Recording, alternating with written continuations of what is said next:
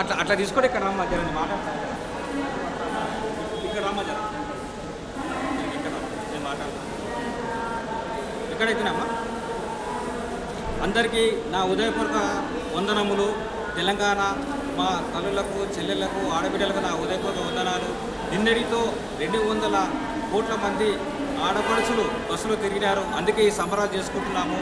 వాళ్ళది బిల్లు ఎంతైందంటే 668 కోట్ల రూపాయలు బిల్లు అయింది.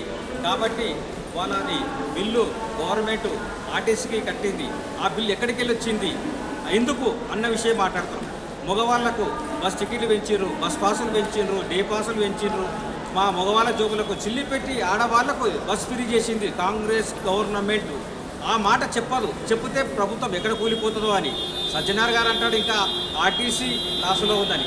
కానీ బస్ ఫ్రీ పెట్టింది 18 నెలలే. 18 నెలల లోపటే మగవాళ్ళకు వాళ్ళకి ఇట్లా అయిపోయింది. ఇంకా రంగ వస్తే మగవాళ్ళ దగ్గర పీడ్చుక తిని ఆడవాళ్ళకి బస్ ఫ్రీ చేస్తారని కోరుతున్నాను. కానీ ఈ అందరూ ఆలోచించి నిర్ణయం తీసుకోవాలి.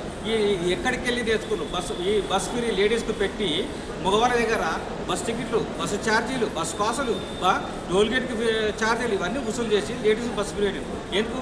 కాంగ్రెస్ గవర్నమెంట్కు చేత కాదా బస్ ఫ్రీ చేయడానికి? మా దగ్గరికి వెళ్ళి గుంజేయ వల్ల ఇది ఆలోచించి నిర్ణయం తీసుకోవాలి. ఎవరు? సీతక్క కానీ, ప్రభాకర్ కానీ ఇట్లా సంబరాలు చేసే బదులు ఆలోచించి నిర్ణయం తీసుకోమని కోరుతున్నాను.